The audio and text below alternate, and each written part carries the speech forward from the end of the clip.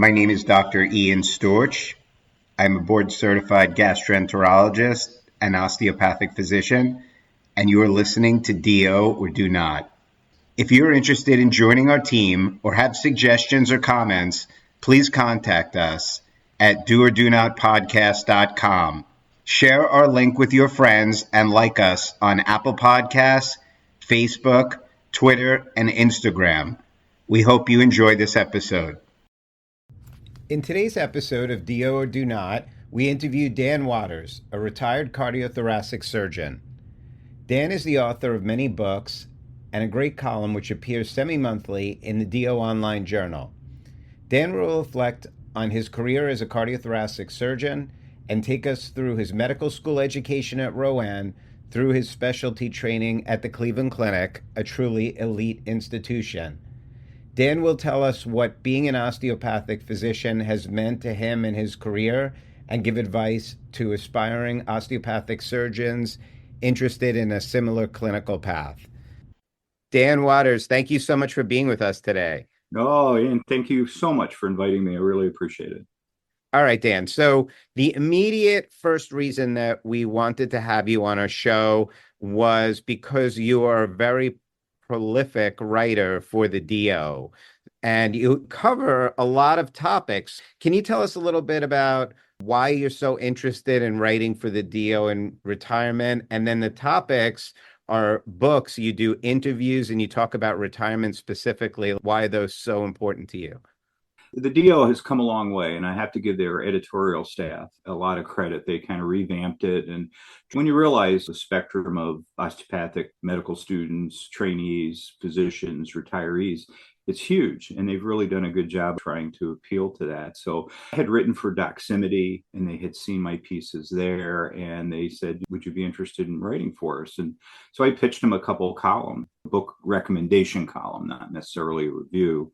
And then something on retirement. I had just retired fairly shortly before that. And I thought, well, this would be good for them. It'd be good for me. It's intellectually engaging and probably hard to irritate people.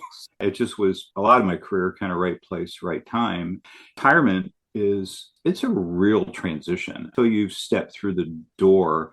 It is what you think and it's not what you think. And I thought there's so many physicians, men and women around my age who are either thinking about it, getting there, just got there. And I think they would appreciate somebody maybe articulating what kind of it's like, what things to think about. And so far now, going on 3 years, I think it's worked out okay. Dan, what else are you doing in retirement? Tell us about what other writings are like and what you're doing to stay active. Write for the DO, which is a lot of fun. And, I probably produce 6 or 7 pieces a year. It takes a little bit of time. What I really kind of wandered into in late career and retirement was long form writing. So I have just finished the first draft of my 8th novel.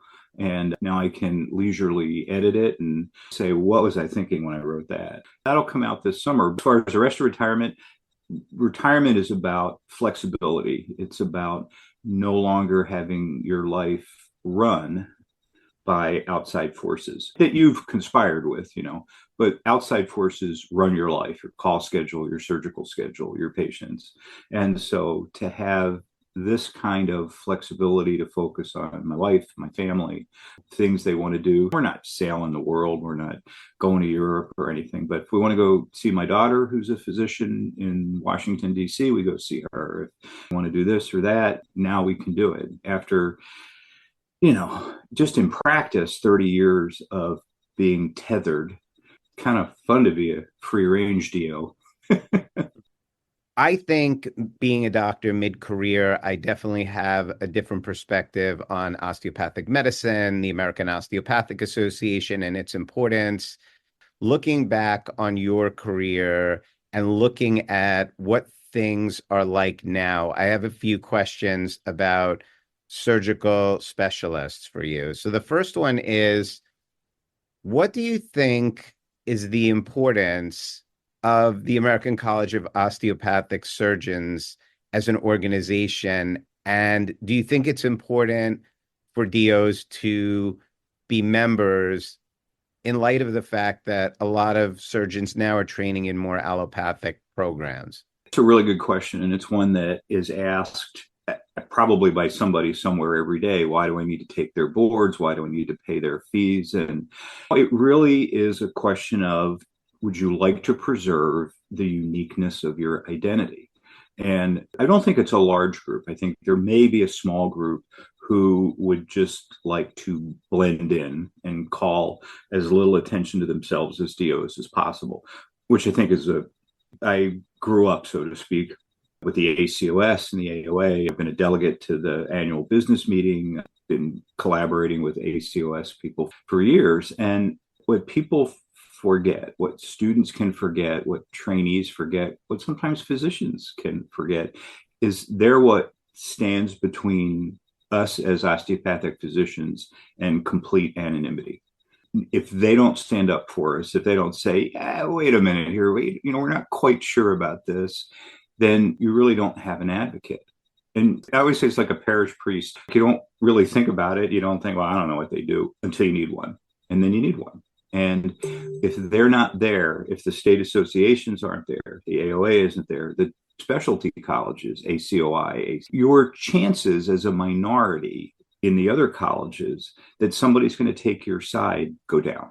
And so I don't believe you should have blind loyalty and send your money because they send you. It's a real deal. I mean, unless you want to fade into the rabble, into the background. You know that old saying, you got to dance with who brung you. That's a great analogy.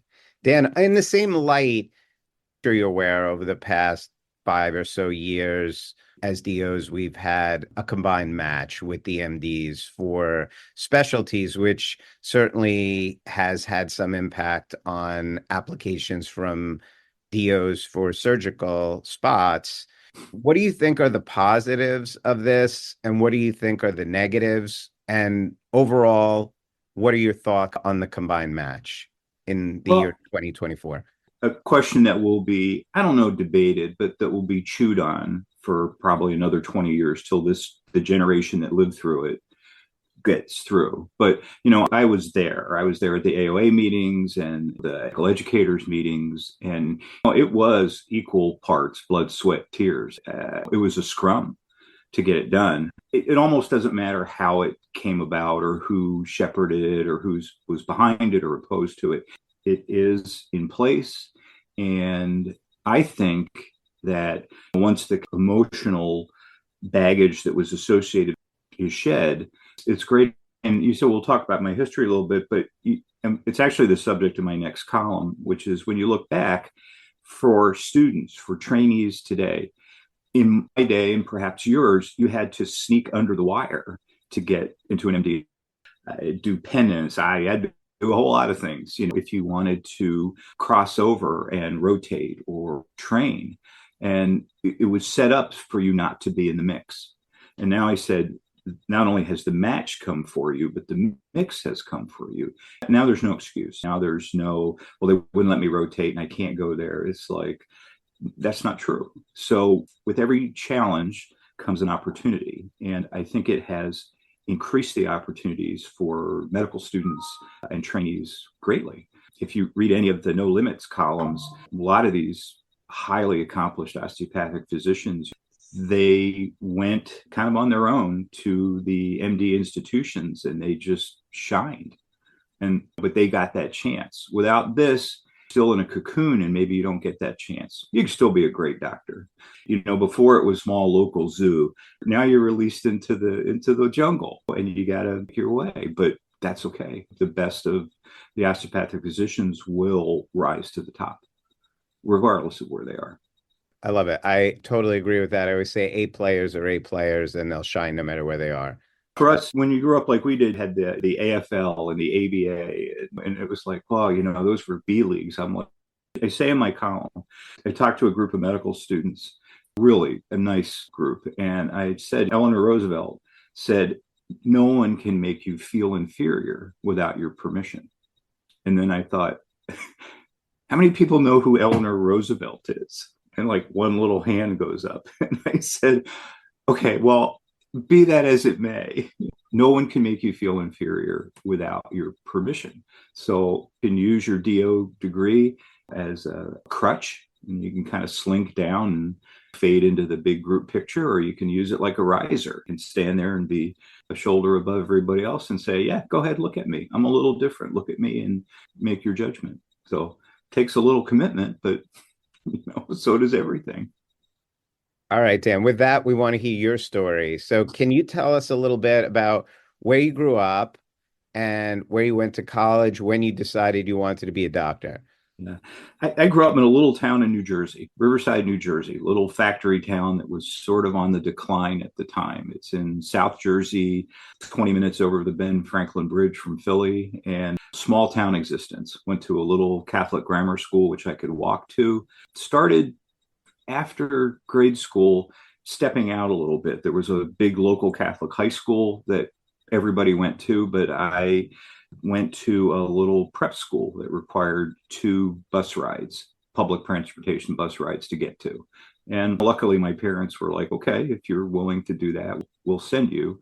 And that was a great experience. I mean, that was a launching pad, great teachers, competitive classmates in every way you could think of, not in a bad sense, but that without knowing it kind of pushed you to be just a little ahead of the curve. And I still owe them a great debt. So a little Catholic prep school. I mean, talk about a cocooned existence, Catholic grade school, Catholic prep school. And then I looked around, I went to St. Joseph's, which is a university. It was a college back then, which is over the bridge in Philadelphia. Old, established Jesuit university, classic Jesuit liberal arts education. And what I realized in retrospect is almost any place will grant you a college degree.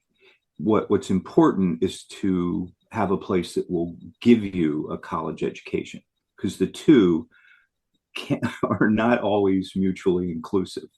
You can track at some places and you can really not get what a college education is meant to be. So Jesuits take philosophy. You had to take theology. You didn't have to take Catholic theology. You didn't have to take Catholic philosophy. I took Judaism and the philosophy of Islam when I was in college. And so it really is a way to broaden your horizons. And you had to take English, you had to take a language, and then you had the science on top of it. So it forced you into receiving a college education, whether you wanted one or not. And, when I look back, some of the liberal arts courses have served me to this day in ways I never would have imagined. And so once you get out of college and then medical school, it made me a better medical student, gave me a broader worldview. So there were 3 medical schools in New Jersey. There was Rutgers Med, New Jersey Med, which was up in Newark. And then there was a brand new school that had just opened, and that was what's now Rowan. Back then, it was just the College of Medicine, Dentistry, New Jersey School of Osteopathic Medicine, almost more letters than students. So I got accepted into their second class. I always said, well, our whole lives we're going to be second class, So, but we didn't have a brick and mortar basic science facility then. They were building it, and so we did basic sciences right next to, literally shoulder to shoulder, with the Rutgers medical students. And so there we were, right in enemy territory, so to speak, from day one. And that was good. It gave us a group identity, which I think has persisted to this day. We also had to sink or swim. And all of a sudden, when they started complaining that we were affecting the curve the wrong way, meaning we were doing extremely well, all of a sudden, I'm sure for many, the scales fell from their eyes. But those are the little things. They realized that we didn't have third eye or an extra digit or something like that. We were just somebody else. And that was the experience I had every place I went. So NJSOM was a terrific experience for me, both basic science and clinical. And I interned at Kennedy Hospital in South Jersey. Great, just an epicenter of learning in the osteopathic profession. A lot of the names in osteopathic education were centered around there. Not that they weren't in other places, but it was literally an epicenter of great training. And I could have stayed there. I wanted to do something different. I lived in South Jersey my whole life. Everybody in my family lived within 20 miles. And I thought, go see somewhere else. So I had a person I knew in Des Moines that had moved, and they said, this is a great little surgical program. You should come out here. So I went out, and there was an osteopathic hospital in Des Moines. I did general surgery there. The heart surgeon there had trained at the Cleveland Clinic. And when I decided on heart surgery, he said, well, this is where you want to go. And so then I went to the Cleveland Clinic after that, and the rest is history. Dan, first of all, obviously, the story is amazing, and training in Cleveland Clinic is amazing. Can you start by telling us what made you decide on surgery in general, what it was like in those days applying for surgery as a DO, and then obviously you went to an osteopathic surgical program, but what it was like going from a DO surgical program to an ivory tower like the Cleveland Clinic, and how your application was and how you were perceived. A lot of it's right time, right place, right people. I enjoyed my osteopathic surgical residency because there were just us, we were the surgical residents. So I scrubbed ENT, I scrubbed urology, I scrubbed plastics, I scrubbed everything. So I came out with sort of a liberal arts surgical education. And when I applied to Cleveland, luckily DOs had preceded me, had kind of broken trail. And they had all, they're basically all way overachievers. And so the Cleveland Clinic's experience with DOs was highly positive. And they were limited by the ACGME on how many spots they could have by the boards of surgery. And so we weren't free labor. I mean, they did pay us, but we were a way to expand their resident workforce within the guidelines that they had to work with. And the fact that we went there and did well, there's always a little kind of look at you like, well, you're from a community hospital program. So, of course, with my Jersey attitude, I was like, yeah. So a lot of guys had come from big university programs, which were good in one way, but, sometimes they didn't get to touch anything the whole time they were there. So I came kind of able to operate a little bit. And if you were you couldn't get in their face, but you certainly could be a not back down person. And about after a month, they kind of forgot whether you were an MD or a DO, where you would train. You were either somebody who could do the work or not, somebody they could trust or not. And so I had DOs ahead of me. I was one of the last. I wasn't the last, but for some reason, the numbers fell off after I went there. But I had really good people ahead of me. And the MD residents who were there, we were just all together, we were in the same platoon. They taught me what I needed to know. When I was a senior, I turned around and taught a university resident what he needed to know. And he thanks me to this day. So when you go to something like that, when you step into, I don't care where you go, you just have to, bright lights, big city. You're walking on the field in the NFL, there are 100,000 screaming people. And it's not like that, but it's different. And if you can't function under that kind of scrutiny, you might want to look at a smaller program, but that's going to have smaller benefits. But really, once you get there, and it's not that you don't take no for an answer, but somebody says, can you do that? Usually the answer is, I can do that. And it says like Survivor, except outwork, out prepare, out read. It's a competition, not a cutthroat competition where you're undercutting, but you stand on what they see. And if they see somebody that either reminds them of themselves or really looks like they're going at it and has talent, again, in the no limits columns, the story's always the same. Somebody will take note and help you. But if your goal is to just get your paper and sneak out saying, yeah, I kind of think he was here, but where she was here, but I don't know, I don't remember much about him, you've missed your opportunity. Amazing, Dan. Very surgical and amazing. So now you do this small surgical residency, you do a big cardiothoracic fellowship, your resume pedigree is kind of set now. What was it like looking for a job? And then tell us a little bit about your career. Part of the plan, my mentor, a guy named Bill Stanley, who's retired, wonderful man, terrific surgeon. He trained at Cleveland about 10 years ahead of me. He was a staff surgeon in Des Moines, and he the one said, well, would you want to come back and join me when you're done? And I said, yeah. So when I was done, I looked around at other places just because that's what you do. But I kind of felt that I had a commitment to go with Bill, and I knew everybody in Des Moines, and they were happy to have me back. So I practiced there, and it was kind of a small program, and Des Moines was a politically interesting city to practice in back then. This would have been like 89. And then an opportunity came up about 100 miles north, a brand new program. They were looking for somebody young with big center training. And so my wife and I drove 100 miles north to Mason City, Iowa. We looked at the program, we looked at the number of hearts they were doing, and it wasn't even money, had nothing to do with it, but it was the volume. All of a sudden there was this volume. There was not another out to get you program in town. And I thought, I think I could thrive here. And so we said, well, we'll try it for a year. So we tried it for a year for 29 years.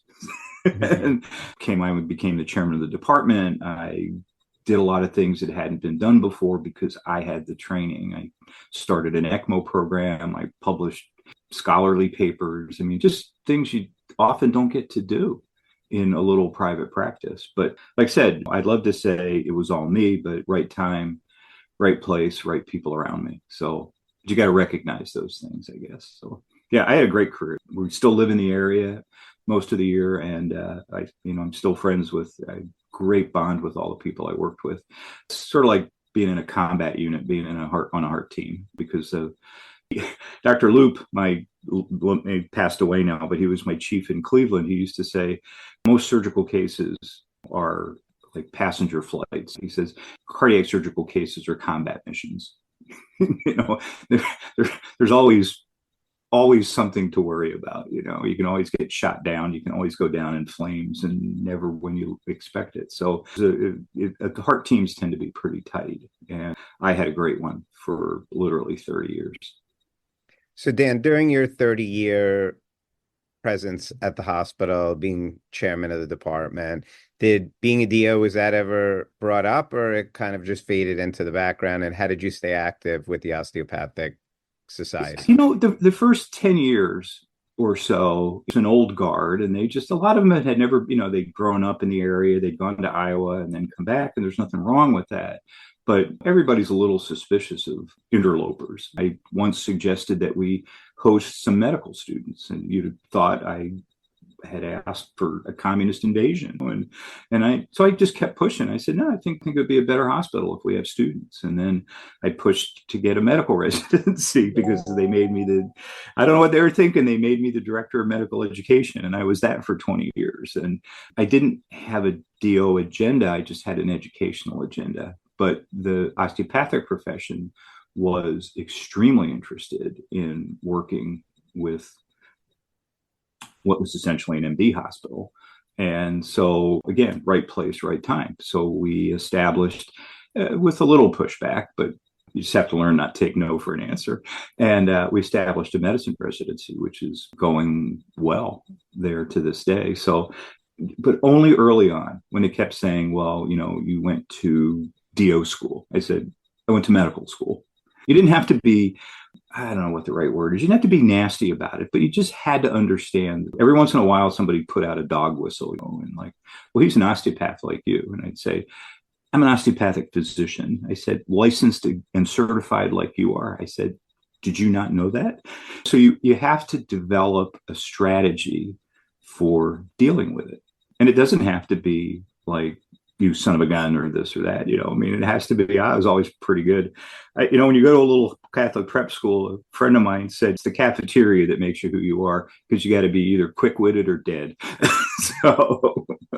So I was always able to sort of stand up for the osteopathic profession, my training, my education, without having to go plant the flag on the middle of their field.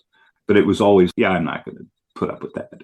And so, I became chairman of the department. I became the DME. And you can't like claim something. You just have to work for it. You have to prove that you're the best person. And then when you get something, you got to make the most of it. So I loved being at DME. Kept me in touch with medical students all these years. My daughter went to medical school, and I mean, she went to Iowa, but medical students have kind of the same experience everywhere.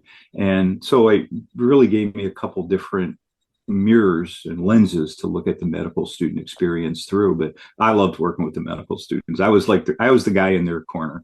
And a lot of times that's what you need. You need your whole career, you need somebody in your corner. Dan, just to ask you a question off of that, I feel a lot of physicians tell their children not to go to medical school. I hear that a lot. And obviously you didn't dissuade your daughter from going to medicine. What are your thoughts on doctors that tell their kids not to go to medical school? I think they're projecting. I mean, I think it's just that's their experience. And I mean, if you tell your kids something, it becomes a learned behavior. I think my wife, Pam, she was a nurse. And she saw me being a physician. My daughter, who's now boarded in emergency medicine and ICU, she said for years, I am not going to be a doctor. I am not going to be a doctor. And then she went to grad school. She thought she was going to be a hospital administrator, which of course sent shivers down my spine. So, but I didn't say anything. I was like, okay. And she did that for, I don't know, I think 3 months. And she says, yeah, I'm not doing this. And it was early enough that she then got a master's in public health. And she was working with somebody in a clinic, and it was a woman physician. And she said, oh, you're kind of smart. Why don't you go to medical school? And so she called me and she said, I think I'd like to apply to medical school. And I said, do you have any of the courses? She said, well, that's why I'm calling you. So God bless her. She waited tables in a bar and went back, got her courses, got herself into medical school. But, they have to find their own path. I think you do your children a disservice if you project your unhappiness onto them. She never saw me unhappy. She just saw me fatigued and nervous and sure complaining sometimes like you only do in your house. But she always said it had nothing to do with me. She just thought I worked too hard and was on call too much. And then the light sort of shone and she said, yeah, but it's worth it. So her road, she took the outer loop, she took the beltway to get to her physician status. But no, I think you do your children a disservice if you project your unhappiness onto them. And that goes for anything. Good advice, Dan. Dan, our grand finale question is, can you give us one piece of advice that you were given from someone else that was impactful on your career that you would like to pass on to our listeners? Don't give up. Do we have 30 seconds for me to tell the story? We have time for a story. I love a story. So I'm a third-year student, and I'm rotating on internal medicine, and with a very, very smart, he's a gastroenterologist and internist. I'm assuming they tend to be the smarter subtypes. So a wonderful guy, terrific guy. And I had a patient, and they had, I think, hyponatremia. And I mean, their sodium's inching up like 124, and then it's 125. And I'm like, I just can't. This is not going to work. And in front of everybody, because you could do that in those days, when we were on rounds, he says, Waters, you know what you remind me of? I said, no. And he said, you're like a guy has to swim a mile. And he says, you swim a half a mile, and then you turn around because it's too far. And it took me a second, and I carried that silly little thing. It's not silly. I carried that with me the rest of my career, which is, well, I've already swum half a mile. It's the same distance to keep going forward as it is to go back. So I think I'll just go forward. And that's what medical training, as you know, is like. You're up against it. It's worse than Sisyphus. There's like two boulders, one in each hand, and you're trying to get them up the hill. But never underestimate. I've said this in heart surgery. I wrote it in my little heart surgery book. Never underestimate the power of persistence, and not futility. It's different. Persistence is different than futility. But again, check and see if there's a half mile to go and you've already swum a half mile, just keep going, right? 15 seconds, one day in my whole entire career. And I never forgot it. So that's one piece of advice. See if you're at the half mile mark when you're thinking about turning around. Dan, I got one more extra for the extra credit. Okay, I'm ready. Yeah. So I have this quote that I keep on my computer from T.S. Eliot, which makes me think of osteopathic medicine at this point in my journey. And I'm curious if it resonates with you and what your thoughts are. And the quote is, "We shall not cease from exploration.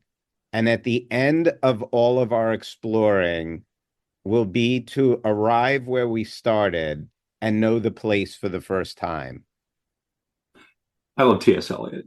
I think that's true. I mean, if you don't look back and put in perspective where you started, it's hard to make sense of where you are.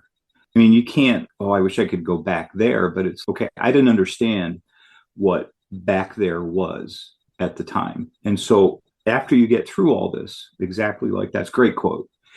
I think what he really means is you fully understand where you came from, where you started from. And that's what I think, going back to our discussion about why stay involved with the osteopathic profession, why stay involved with osteopathic organizations and colleges and stuff, it's because that's the place. And you have to know it. And you may not know it right at the beginning. It doesn't make sense to you. But as your career goes by, you'll understand that's the place you came from. And that's why you stay connected. All right, Dan, that's awesome ending. Thank you so much for spending time with us. Thanks for asking me.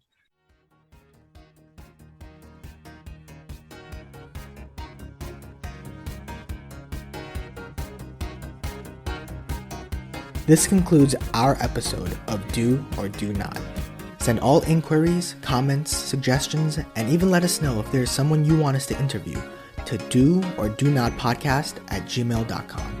Don't forget to like us on Facebook at Do or Do Not Podcast for updates. If you enjoyed our podcast, please share it with your classmates and administration. We have plenty of more interviews lined up, and we're excited to share them with you. This is Tian Yu Shea. Thank you guys so much for listening to Do or Do Not.